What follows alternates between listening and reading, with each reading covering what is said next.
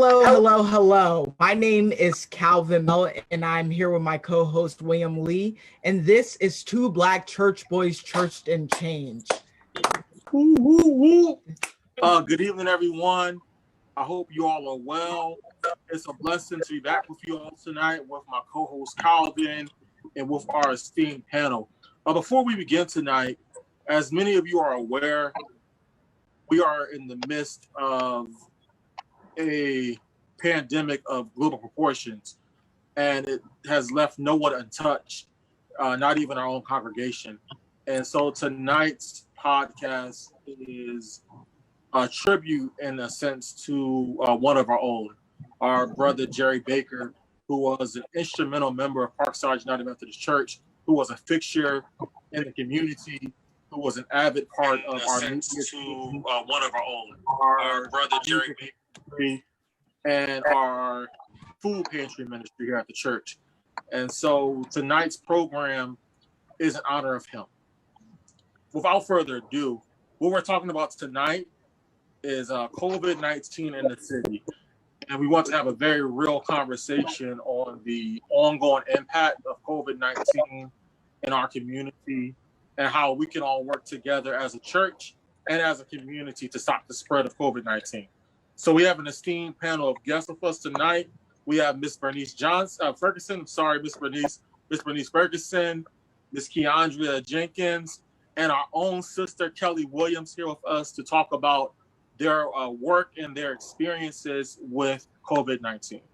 So because we have such an esteemed panel, Calvin and I are just going to kick this off. We're going to ask that Miss Bernice Ferguson goes first and that she shares her very real impact with COVID-19. Good evening, everyone. On April the 21st, I received a phone call in the morning stating that my son, Rory Price, was sent to the hospital, and he had shortness of breath and a high fever. So I took it upon myself to take the day off of work and call to see what was going on with my son. It announced to me that I was told absolutely nothing. My daughter got on the phone and we got absolutely nothing. It's call the correctional facility and you'll get the answers you need because he's under their care. And we still got absolutely nothing. Days went by. We called every single day, all day long. And me as a mother thinking that I would get some answers. And like I said, I got absolutely nothing. When that Monday came, I get a phone call from my mother-in-law again saying that my son was had a touch of pneumonia. And on that Wednesday, I get another phone call stating that he had full pneumonia. On Friday, May the 1st, my son passed away.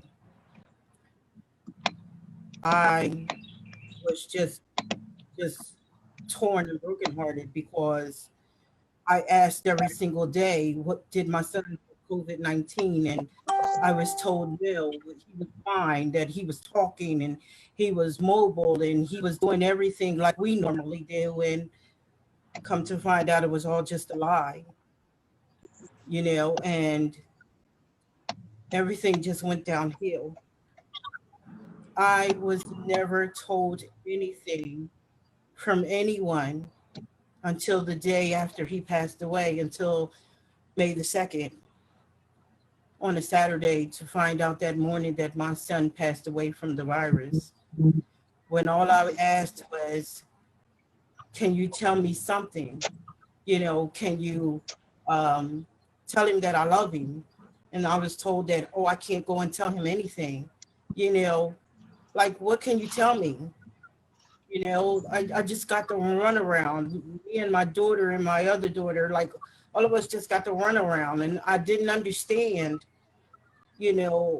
why no one could tell us anything. And I understand that he was in their custody, but if he's in their custody, I think my son should have been cared for. You know, from day one, I should have been told that my son was at the hospital, you know, and it's just been so heart-wrenching. And I'm having such a hard time coping with this situation. I know God don't make no mistakes, you know, but I deserved answers as a mother. Still till today, they don't call and tell me anything. You know, I mean, even having a hard time trying to get his belongings, you know, it's just a whole train wreck. You ask me, I think that they need to change the laws.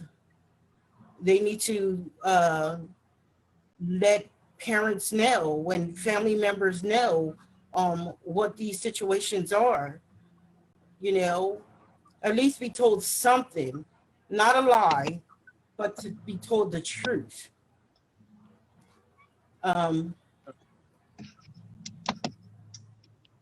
excuse me, the cat. Get down. Okay. You want to be in on it too. You know. Bring the cat on. What you got? Oh no, just keep going, ma'am.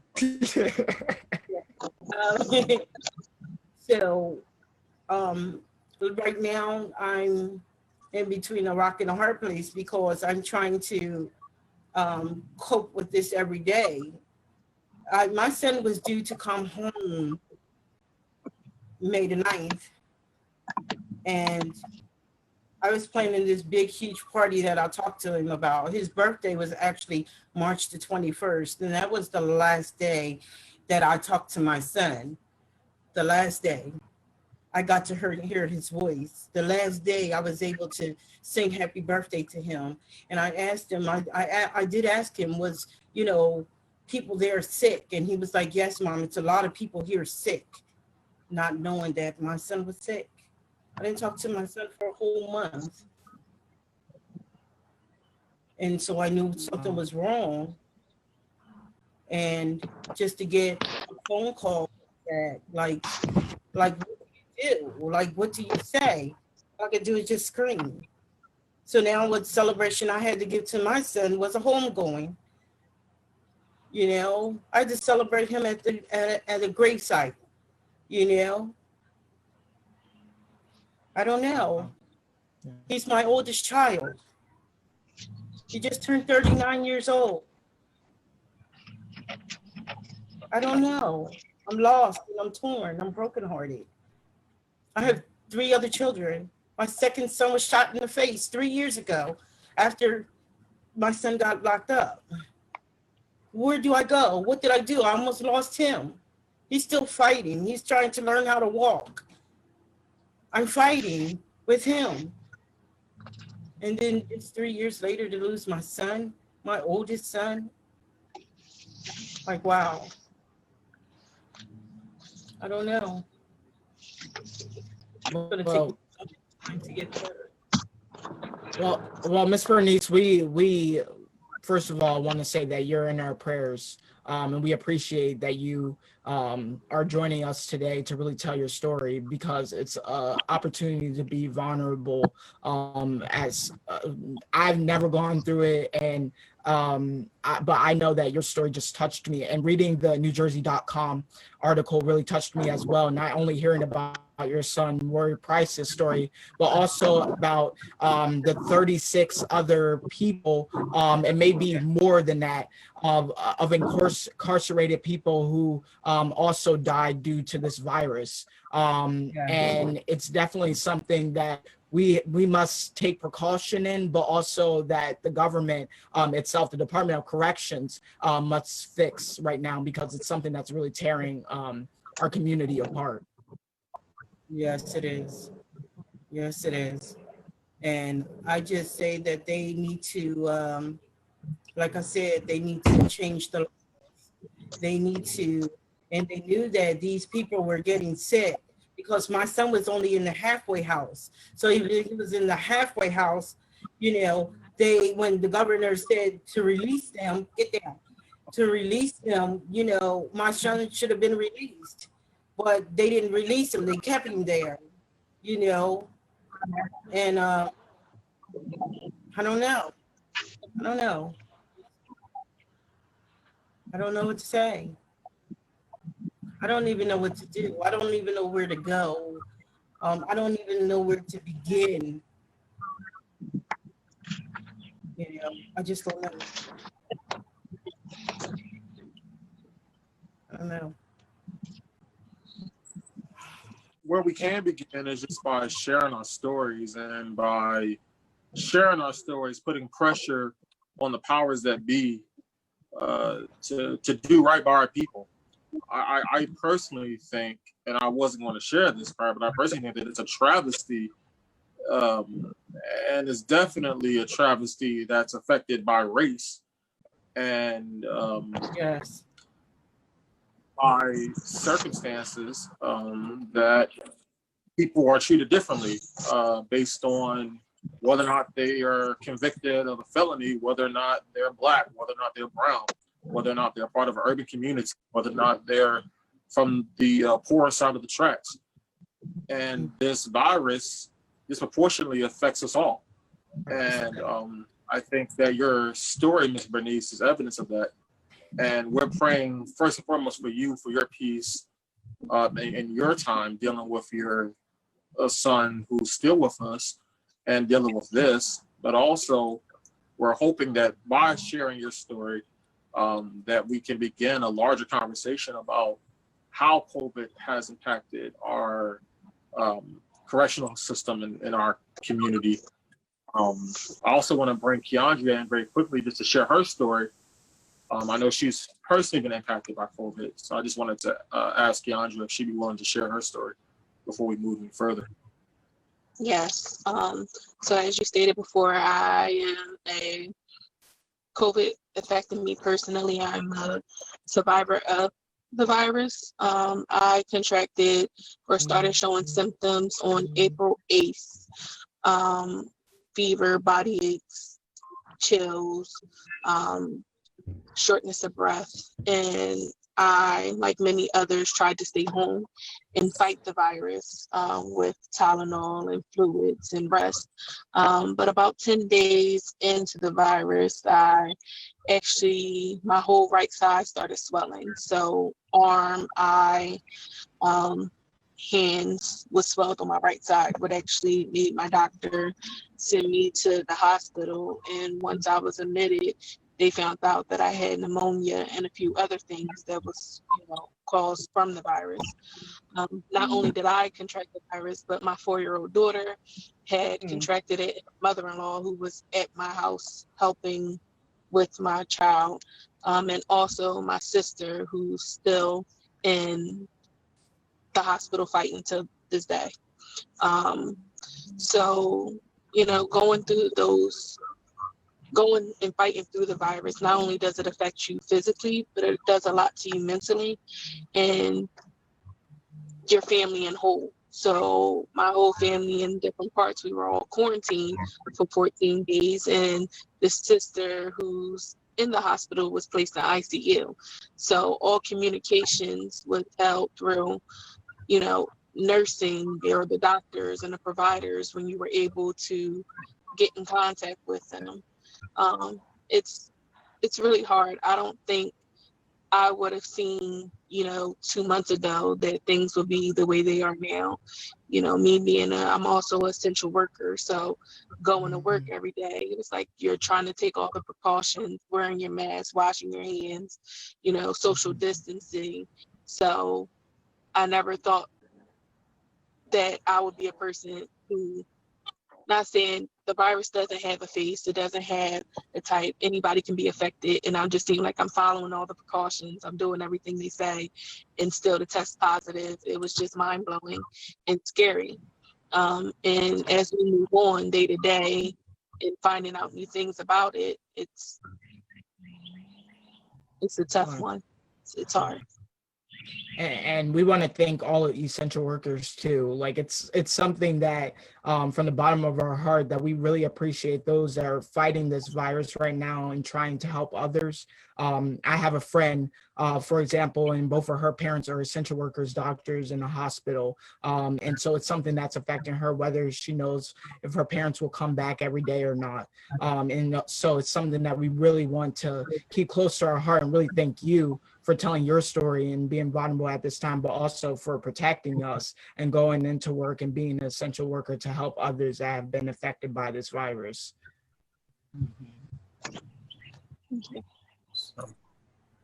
As an essential worker, Keyandria, I wanted to ask you, do you think you work for a healthcare provider in Camden? Do you think that our healthcare providers are doing enough to protect our essential workers from the virus? And what more, or I guess, what are they doing to protect you all? I can say in my facility, we're providing PPE, so masks, gloves, face shields, gowns.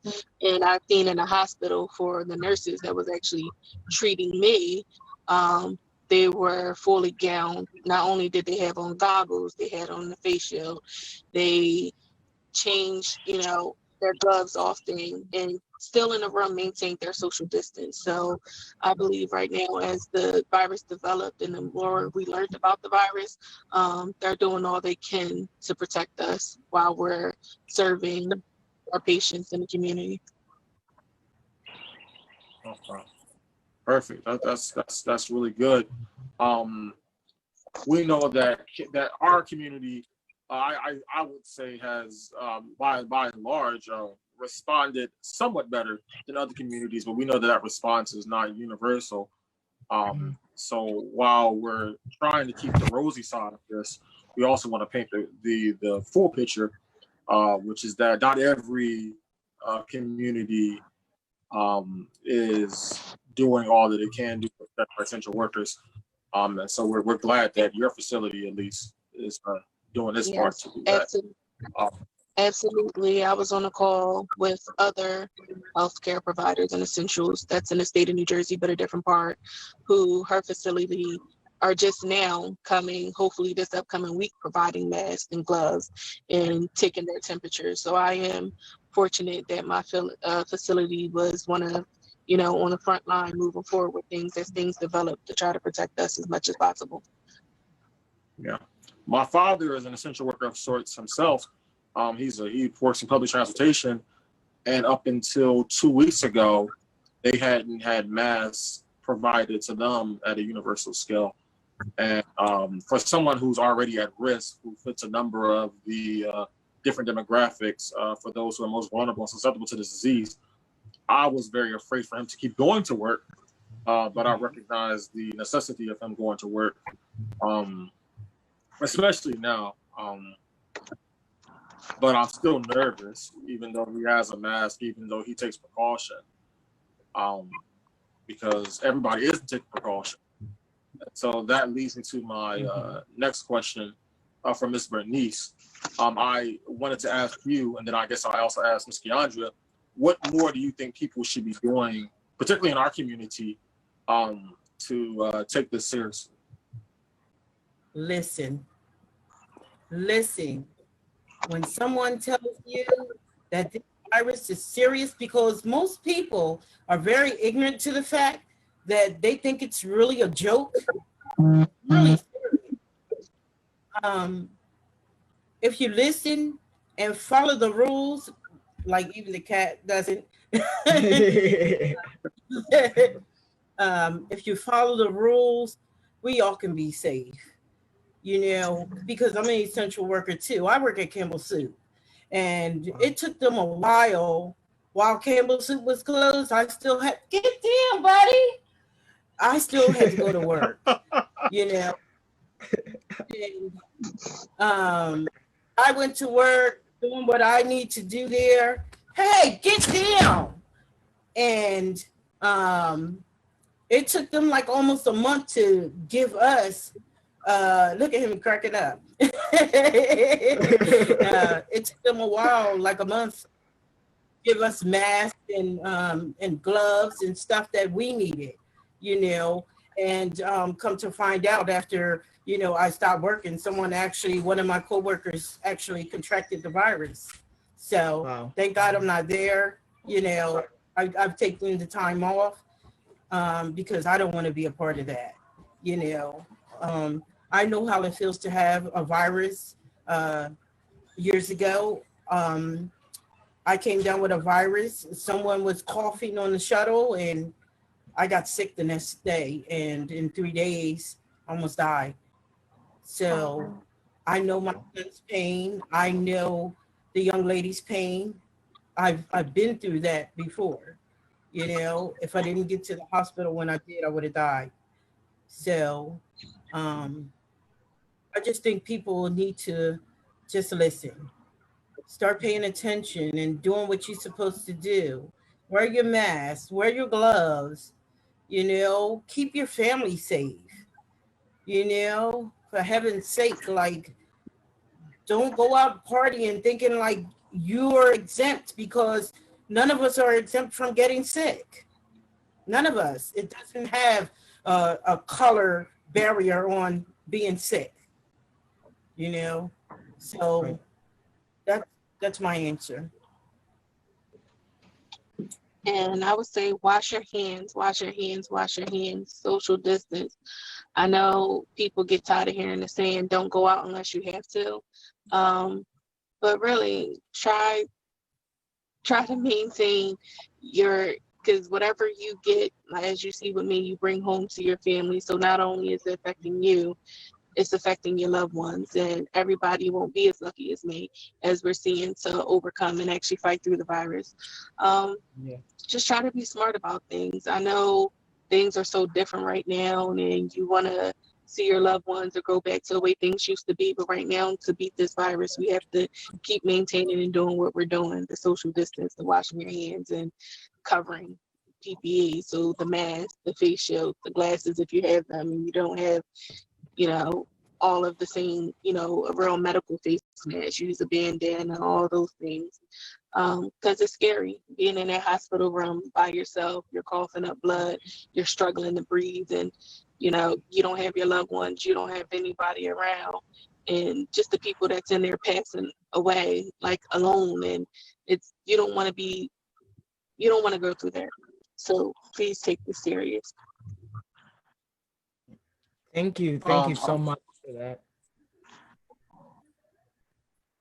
that. Before I bring in Kelly, Keyandria, you had mentioned something that I wanted to kind of ask you. You know, a lot of people are asymptomatic, but they're still carriers. And a lot of people don't understand what that means. So would you be so kind as to break down what it means to be asymptomatic, but you got a carrier of the virus? Okay, so everyone doesn't get the cough, doesn't get fevers, doesn't get body chills. I know for certain communities now, they're saying the sign of a stroke can be a symptom of the virus, but those symptoms tend to go unnoticed. I know for me, I developed a rash all over my body. If I didn't have the fever, the chills, the body aches, and had the positive COVID test, I could have think I ate something wrong and developed hives, because they were itchy rash that can cover my complete body. So people, for those symptoms to go unnoticed, or people that have no symptom at all, you're still shedding the virus, you're still passing on the virus. So that's where the social distance coming in, and the washing your hands and the face coverings, where those people who are asymptomatic won't be spreading on the germs to other people, and can contain those germs to themselves. Because the virus does die off. I don't have a specific date, because I know they were saying usually 14 days. So if the person is doing all those precautions and social distancing themselves, hopefully they wouldn't have spread it on and it had died off and shed itself. I'm not a medical doctor, but that's my understanding, you know, from talking to my doctor and the 3 physicians that was working with me. Okay, perfect. Thank you for that. I want to now bring in our own Kelly Williams. For those of you who don't know, Kelly not only is a member of our church, but Kelly also is working on the front lines in our community to slow the spread of coronavirus in her capacity. So I just wanted to ask Kelly to give us, this may be a little bit of a broad question for you, Kelly, but just to give us a bit of overview of what the picture looks like for COVID-19 in Camden City and Camden County. Forgive me if that's too broad a question. No, you're fine. So, hi everybody. So right now, just based up numbers that from the organization that I work with, there were over 11,400 people that were tested for the virus. Of those, about 2,500 were actually positive, leaving about a little over 8,000 that were negative. But with those numbers, we've shown different about how many people were hospitalized. I can go based on the numbers today. Like today, we are in like the lower 70s of people that are still inpatient in the hospital, where we have seen higher 80s and 90s, even in the 100s of patients that were in the hospital. So there is a decline in patients that are in the hospital per se. We do have patients, still on ventilators and that are not on ventilators. But from our facility, they're probably about a little over 2,500. And those are just from people who have actually gotten tested. Because not everybody is getting tested, because again, we were just talking about asymptomatic people who don't feel the need to get tested, as well as their providers feeling though they don't need to get tested if they're not showing any symptoms.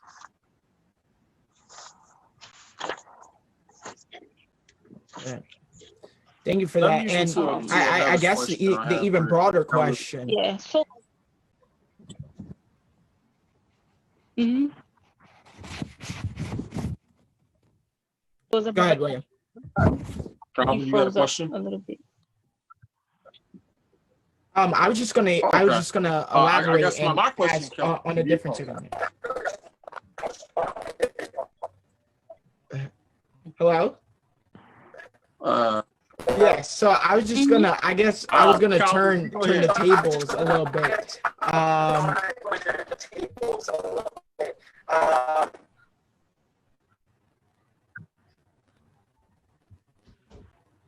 Apologies.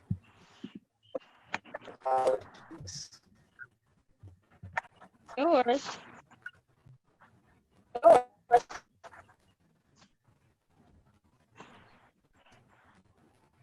William, can you ask your question? Okay, sorry about that. Forgive us. My question, Kelly, and I guess Keyandria, you can talk about this too, is can you speak to the availability of testing in Camden for people who want to get tested for COVID?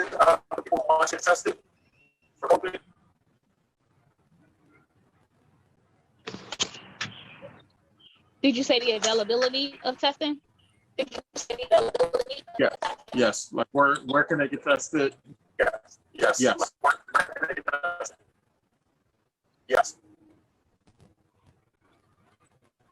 Okay, so right now there are a few testing sites that are located.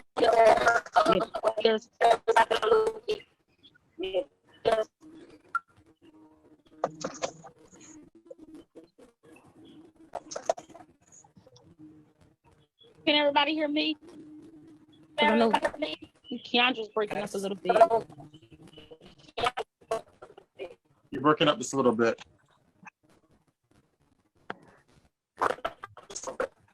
Okay. Can you hear me? Yes. Can you hear me? Yeah. Okay. So there is a testing. There's a testing site on Avenue, where the PMB office is. There's a testing site that's located in the east side as well. There's also testing right at all the hospital facilities. At Cooper Hospital, they're doing testing as well, especially if you show symptoms. All you need to do is call your doctor. And the good thing about at Cooper Hospital, if you go through the symptoms in a hospital, they can do the testing in-house, so it doesn't have to get sent out. As well as the one that's at the waterfront as well, because they are connected to some of the hospitals in the area, Cooper, Virtua, where the turnaround for the test is actually better now. It used to be about 5 days that you had to get your results, where so you can get your results now in the same day or within 24 hours. If for some reason, like outside of the city, you can't get it done, I know that there are some Rite Aids that are doing testing as well, where you just call, schedule an appointment, and you don't have to have a prescription from a doctor or anything for you to get testing done. Okay. As for the sound, perfect. it's and what other research when are there using for technology and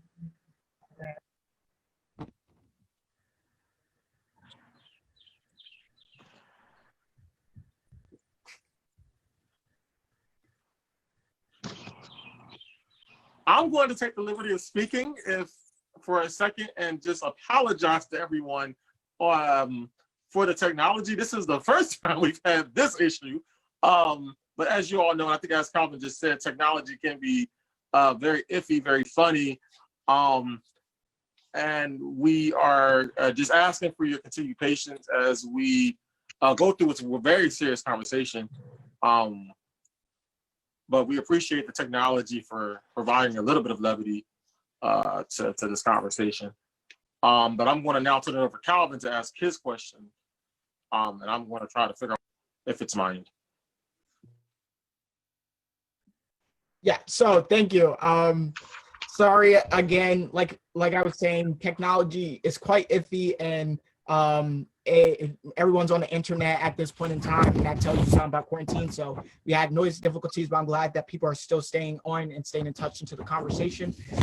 My question is more so much broader for everyone can answer this as well. But the CDC kind of released something on Sunday touching on the impacts on races as well as ethnic backgrounds. And in terms of the numbers, Black and African American people reach almost a 92.3% percentage in deaths, as well as the Hispanic and Latinx population, which is 74.3%, which is subsequently higher than the white population of 45.2%, or the Asian population of 34.5%. And so these are numbers that I just wanted to present to give a little more context. But in your opinion, why is this happening? Why is this strongly impacting communities of color, especially the city of Camden?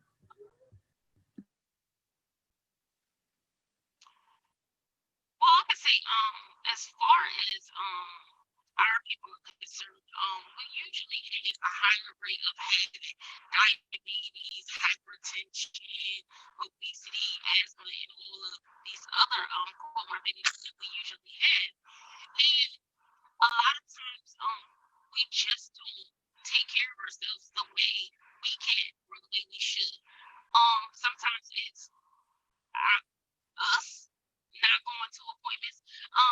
And not all the time. Sometimes, people may have a lack of high quality care in the areas or the doctor's offices that they are able to go to. Affordable health care. A lot of people say, well, it's no reason why people can't go to the hospital, because that's Medicaid and all these other programs, but not everybody qualifies for Medicaid. So if you have to go purchase private insurance, or you're not getting insurance that you can afford through your job, insurance is expensive. So if I have to choose between providing for my family or buying medical insurance, then I'm going to get the necessities that I need for my family, opposed to paying $400, $500 a month for the minimum insurance. And that's even with using it through the expanded Medicaid, because some of those rates are unaffordable for a lot of patients. Um, it's sad sometimes because some of the locations where you can go in to get quote unquote free healthcare, they have the hours are very limited. They only see a certain amount of patient people per day sometimes. Um, so if I'm working and you don't have the hours to accommodate me to go to the doctors, then I'm just not going to go because I've been sick yesterday. But today I feel better. So I'm not going to go and take care of, my back hurt or my shoulder hurt or whatever the case may be is. And I just want to keep going. So then when we do go down and we get hit with something like COVID and we have all these underlying health conditions, they hit us harder.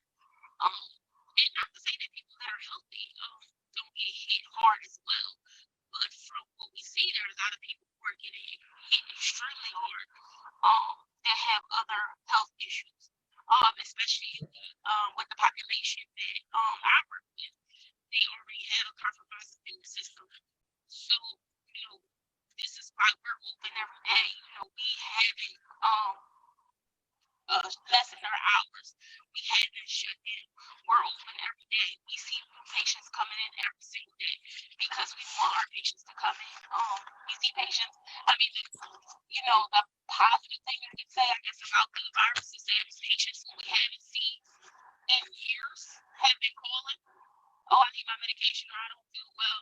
And I'm like, okay, I haven't seen you in about 4 years, but I'm glad you're calling now. So, we're there with open arms to see them.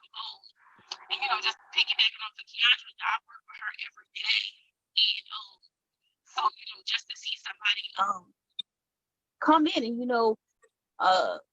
after experiencing and going through the whole COVID process, it's awesome, and even bouncing back after going through everything, you would never know, and back at work again to be on the front line, to work with the patients, especially in the community, in the city. Perfect.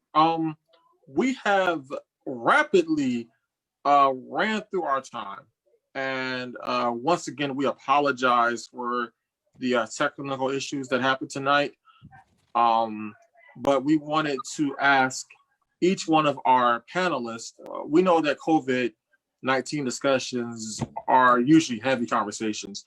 We're grateful that we're seeing some evidence that the tide is turning, but that's not enough as of yet for us to stop social distancing and to stop doing those practices that were up there tonight. But we wanted to end on a high note. One, because we are two Black church boys, and because of that, we're always people of faith. So we wanted to ask each one of you to just offer some words of encouragement for people going through the season. So we wanted to start with Miss Bernice, then ask Keyandria, and then ask Kelly to offer some brief words of encouragement as we conclude tonight's broadcast.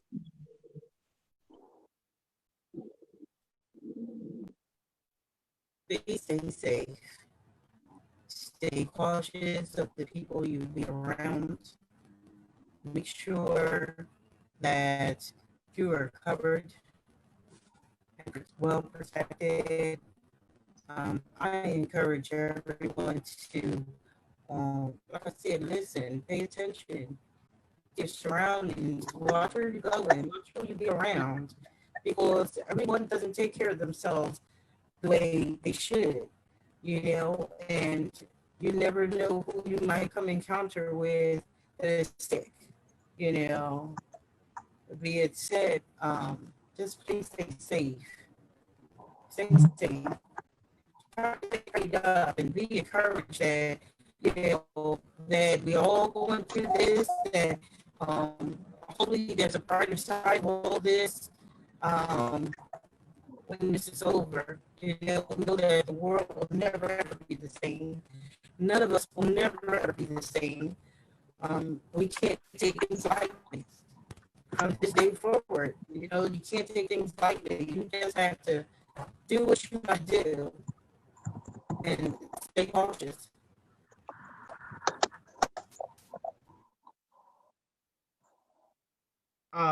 Miss Keyandria, would you like to now give your advice? Yes, take heed. listen to the advice and the guidelines that's put out there for you, but also lean on faith. The people who's battling the virus. I know Kelly sent me this song. I believe it was Marvin. What was his last name? Kelly? Marvin said, sorry.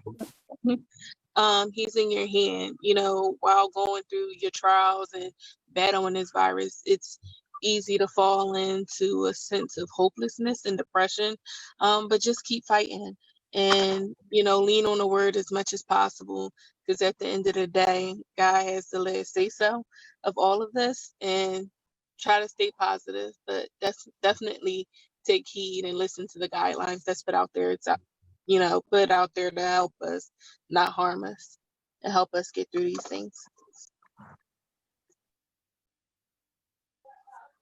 And finally, Kelly, do you have parting words? Absolutely. Just piggybacking off of Keyandria, it's just having that mustard seed faith. Prayer definitely changes things. I know Keyandria probably, when you're going through things and you keep sending stuff to people, I'm like, listen, prayer. That's all we do, trusting in God and leaning on him and knowing that he is God and that, he has his hands on us, and just keep praying, and at the end of the day, it's God's will. And, all we can say is, God, your will be done, whatever it is, sometimes, through battles and storms, it may not go the way we want it to go, but it's God's plan. So we just have to trust and just keep leaning on him and, faith and through this fight. The battle is not ours, and, it's definitely in God's hands every day, every night before I wake up, when I wake up, before I go to bed, throughout the day. It's just prayer, throughout. I pray for everybody, my home, my job, everybody, friends, family, everybody going through it. And I just, pray that everybody, stays healthy. Again, just going back to, the little things, washing your hands, not touching your face, not rubbing your eyes and all those things, making sure, just keeping yourself protected. That's all. Perfect.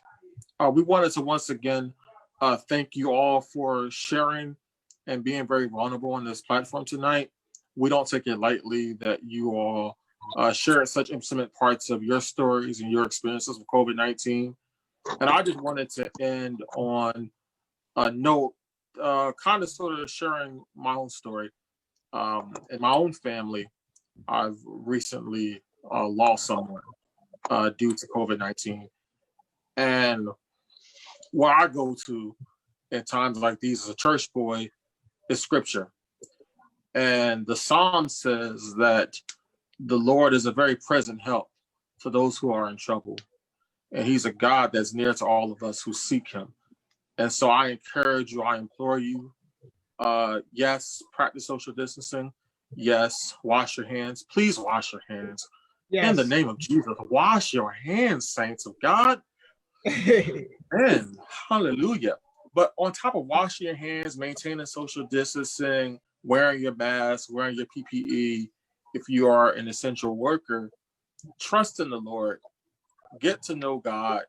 Whoever God is to you, whatever God means to you, whatever the word higher power, divinity, spirituality means for you, seek that, ground yourself in that, grow on that, because that's what it's going to take for us to get through the season. On that note, until we see y'all again next week, it's two Black church boys, and we're out. Hey, church. Hey, church. Hey.